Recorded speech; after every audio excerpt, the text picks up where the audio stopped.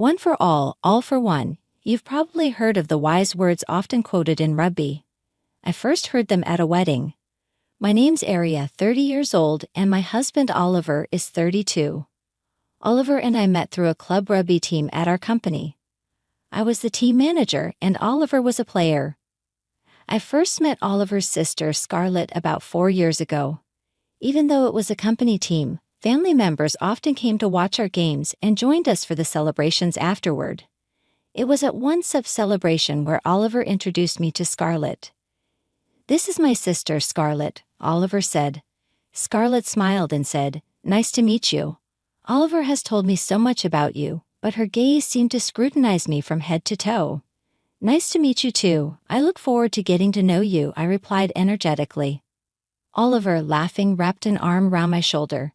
"Scarlett will get along well with Aria. She's 2 years older, so it's like having another big sister," he said.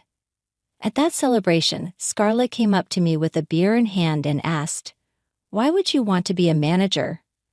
Her tone shifted from formal to informal, and her voice lowered, sounding almost provocative. Well. I was taken aback by her sudden change in attitude. "Isn't it obvious that managers are supposed to be pretty? Are you okay in the head, doing this with your looks?" she remarked. Yeah. I was speechless. "Just being a manager to attract guys, and you ended up snagging Oliver, poor guy," she muttered before walking away. I was stunned and couldn't respond. Later, I heard her cheerful voice saying, "Hey Liam, long time no see. It's Scarlett." I couldn't bring myself to tell Oliver about the confrontation. I thought that no one would want to hear bad things about their family members. A year later, Oliver and I got married, and I left the company to become a housewife. At our wedding, Scarlett approached me when I was alone and said, "Plain-looking people always marry early. Getting married at this age is so lame. I still want to have fun." Since then, Scarlett started attending every game and joined the after-parties, often commenting, "Maybe I should start looking for a husband here, even with my looks." Scarlett was undeniably beautiful, but her words were frustrating. "Didn't you say you wanted to have fun?" I retorted. She smiled slightly. "Sure, I want to have fun, but maybe I'll marry if I find a really good man. Don't compare me to a desperate plain Jane like you." 3 years later, I received a wedding invitation from Scarlett. So the playtime's over and settling down is the plan now, I thought. Even so, the ceremony started at 2 p.m. Odd timing, huh? I thought wedding receptions were about having a meal. Why such an awkward time? I showed the invitation to Oliver. But I already told Scarlett I'm on a business trip to New Orleans that day," I mentioned. "I'd be traveling then, but the wedding is on November 11th, right?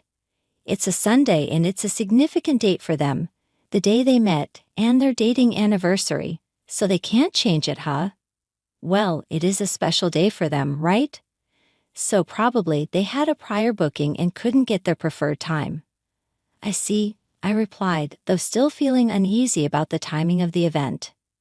2 weeks later, Jack from the rugby team, Oliver's friend, came to visit, saying, "Long time no see, Aria." As I made tea, Jack started venting a bit. Being a manager and a venting outlet for the team members was part of the job when I was the manager. I used to listen to Jack's complaints quite often, and now he's bringing his troubles to me, who's left both the job and the manager position. What could it be about? I started to worry. "What's up? It's been a while, hasn't it?" I served some cookies. Jack sat in the living room, looked at the cookies for a while and said, "Say if I ate this cookie and we have a fight, would you ask me to give it back?" What is he talking about? I wondered. Well, once it's in your stomach, what's the point in returning stomach acid, right? I replied. Right, that makes sense, Jack murmured. Wait, what are you talking about? I'm lost here, I blurted out. It's about your husband's sister, you know, Jack continued. Oh, you mean Scarlett, who's getting married? I exclaimed in shock. Yeah, and now I've been invited to the wedding, Jack replied. Well, you're in the same sports club, so it's not like you can just not go, No, you're invited by William, the groom, huh? I inquired. Yeah, William and I are from the same batch. So Scarlett was cheating on you with William, a teammate, And now she's leaving you to marry him." Jack hesitated. Then he said, "I found out about the marriage from Scarlett a week before the wedding invitation arrived. I had no idea she was dating William, so she cheated on me with a teammate, which was shocking. But what's more shocking is when she told me about the marriage, she also said she wanted to continue our relationship, like she's marrying William, but her heart belongs to me." I dropped my cup of tea in shock. What? Yeah, I know, right? That's exactly how it is. I hurriedly fetched a towel, but I couldn't digest the situation. Wait a minute, that sounds like an invitation to continue the affair. That's the thing. William is a good guy and I want to keep playing rugby with him, you know. The one for all thing. Sure, the affair was a problem, but if I keep quiet, not only William but everyone else can stay happy and oblivious. So I decided to keep our relationship a secret and not blame her for the affair for William's sake. Yeah, Jack is carrying the secret alone for everyone's sake. That's just too sad for him. The thought made the freshly brewed tea feel nauseating, but something I heard was bothering me. But that doesn't explain the cookie analogy. Yeah, that's actually what I came to talk about today. The story he told me next was even more astonishing, and I ended up spitting out my tea. Jack said, last Christmas she told me she prepared a special Christmas present, and then she gave him a Tag Heuer watch. Well, it's not as expensive as Rolex, but it's still a pretty costly adult gift. But then when Jack tried to break up, she got mad and demanded, "Then give me back the watch I gave you last Christmas." That's petty. Not just petty, she even asked for the box and manual back. It's an expensive watch, so I still had them and gave them back. But then around the time the wedding invitation arrived, William started doing this whoosh. At that moment, I accidentally spit out my tea, and my nose hurt. That's terrible, just too terrible. Yeah, Jack says just hearing him out is enough, but I think this isn't something to just let slide. It's outright disrespectful to the groom and more. So I thought we had broken up for good, but then Scarlett messaged me on WhatsApp, saying, "I still love you and let's meet after the honeymoon." He showed me the screen of his mobile phone. I can't block her, right? She's Oliver's sister and he's the captain. Jack looked completely lost. "Maybe we should talk to Oliver about this," I suggested impulsively. "No, it's fine. One for all and all that. At this point, it doesn't matter. Or since Oliver will be away on a business trip that day, maybe you don't need to go. The timing is awkward anyway. The ceremony at 2:00 p.m., reception at 3:00. You won't even be hungry for dinner. Just say you caught a cold or something, huh?" Jack looked stern. "Aria, what are you talking about?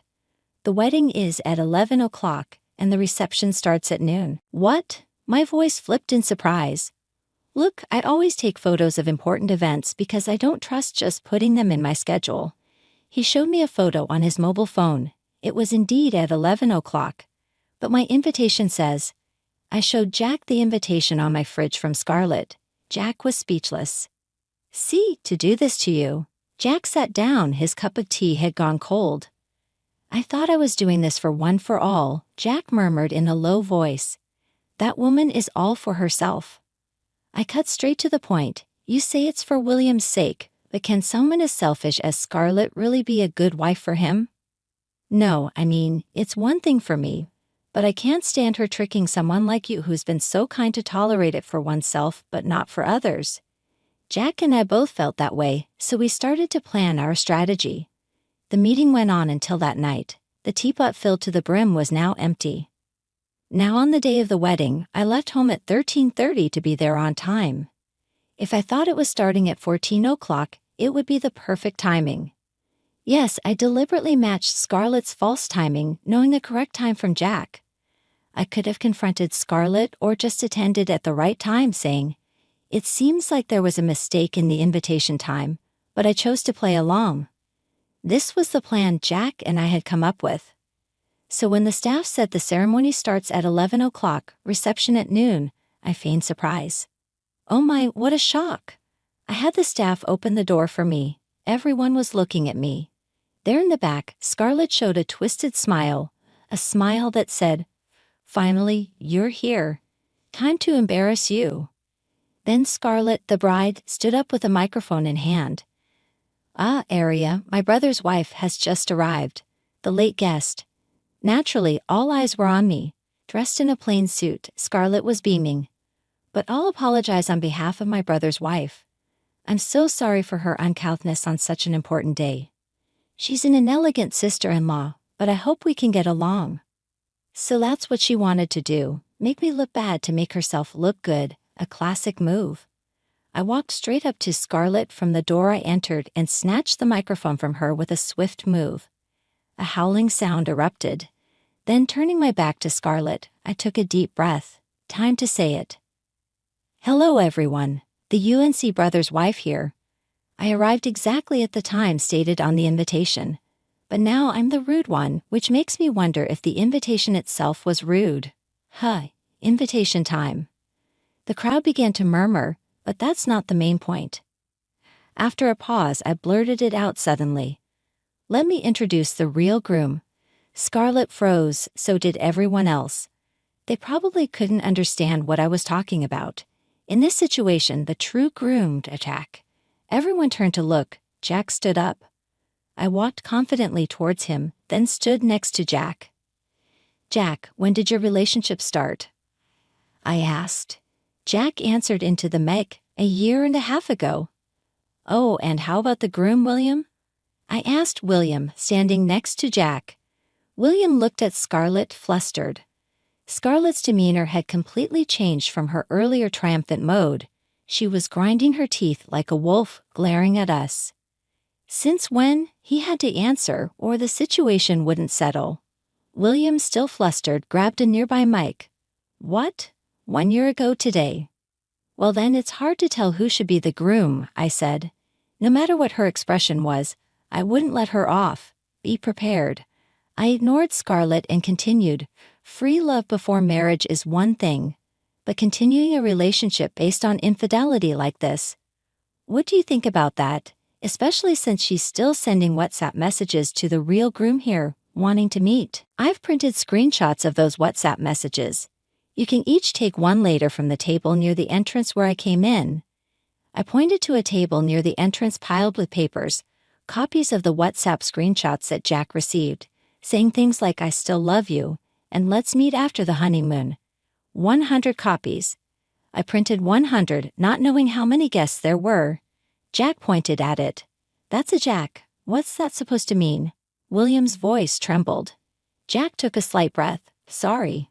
I started dating at first, and I didn't know about Scarlett and William until they decided to marry. So it's not like I took her away.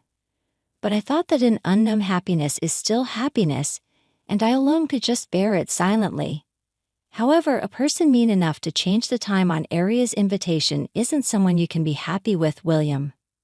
When I saw Aria's invitation, that's what I thought, William. It's not too late to wake up. As proof, Jack continued. After all, I must really love William as a friend. I could tell that from his compassionate gaze. Jack glanced at the watch William was wearing and gripped the microphone tighter. That tag her. I received the watch as a Christmas gift last year and wore it until your wedding announcement. What? William was speechless. Scarlett turned pale and looked back at William, staring at the watch. That's not it, William. This is... Scarlett's frantic attempts to explain seemed to fall on deaf ears. William, still holding the mic, muttered in disbelief. You said it was a thanks for marrying me gift. Hearing this, Jack's face turned stern, and he closed his eyes. It was clear Jack was in pain. Perhaps William would have been happier not knowing, but once you're married, the only private time you get is in the bathroom. It's better to reveal such a deceitful wife now for the sake of Jack's dear friend. I slapped Jack's back firmly. Aria, Jack, opened his eyes and looked back. Well done, Jack. You did great. I patted his back. Don't joke around. Don't believe her. The liar is this woman. Scarlett pointed at me and began to rant. An invitation with a different time for just one person, as if I could pull off such a thing. This question was expected. Look here. I held up my invitation next to Jack's. The time on Jack's is correct, but mine says 2:00 p.m. showing the actual items is more convincing. The real thing is strong, yet Scarlett continued to feign ignorance. So Arya must have tampered with it to frame me. If it's not true, then show evidence that I deliberately did it. You're good at deceiving people, Arya. After all, you seduced my brother to be a manager. It's weird. You're not even cute to be a manager. You must have been targeting my brother from the start. Stop it. William's voice, previously timid, now had a strong presence. Stop speaking ill of Arya. Scarlett fell silent at his intensity. Do you think a manager is just a mascot girl? Being a manager means washing dirty, sweaty uniforms, carrying several 2-liter water jugs, preparing dozens of sandwiches, providing first aid for injuries. We've often been grateful to Arya for supporting us behind the scenes. She managed all our schedules diligently. Arya wouldn't get the time wrong, let alone create a fake invitation. Don't call her unattractive or say she seduced anyone. I won't allow anyone to speak ill of my benefactor. The hall went silent, but I felt happy. Jack always thanked me, and that William the groom was a quiet guy. For him to express his gratitude to me so openly was more than I could ask for. But I made them all the same. Stop this accusation, Scarlett continued to shout. Then the door on the side I entered opened. I got someone to cover my business trip, and I came at the time on the invitation we received at home. It was Oliver. Oliver's arrival was unexpected, and I expressed my surprise. Sorry, Arya, I had to tell the captain. He's the most reliable, so I just went for it. Ended here, William. One for all for one. If Jack has to suffer for this happiness, then its end is already in sight. I apologized for Scarlett's behavior, but Oliver walked straight towards William and said, William, you should be married in a way that brings happiness and blessings from everyone, including Jack and the entire team. Then turning to Scarlett, he continued, and Scarlett, don't take advantage of my business trip to set up my wife. Wishing for someone else's unhappiness will never bring you any happiness. I looked at Jack standing beside me. You did good, Jack. Jack was crying. Captain always comes through. Saying this, Jack ran towards Oliver. Everyone from the rugby team who had been invited rushed to William. All right, let's go. Oliver raised his voice. One for all for one. William this time find true happiness. And so, somewhat bizarrely, the gathering ended with William being piggybacked away. Scarlett stood to the side, slumped in defeat. What happened after that? Well, the marriage was immediately annulled, of course. Scarlett was scolded harshly and even disowned by Oliver's parents for being spoiled and indulged. Moreover, Scarlett's boss and colleagues from her company were at the wedding and began to look at her coldly, leading her to resign on her own accord. As for William, he later started dating and eventually married the manager who succeeded me. Jack, on the other hand, started dating someone at a team-organized barbecue. When she said she wanted them to wear matching items, Jack requested anything but a watch, leading her to give him a Minnie Mouse plush keychain, which he now attaches to his computer bag, a rugby player's bag with a Minnie Mouse keychain. How endearing! It almost seemed like I could hear someone singing Attraction and Differences. I think it's cute, I said to Jack. Jack, tugging on the Minnie Mouse's ear, laughed and replied, Yeah, I guess so. I like that she's gentle and calm. Just the kind of person I need.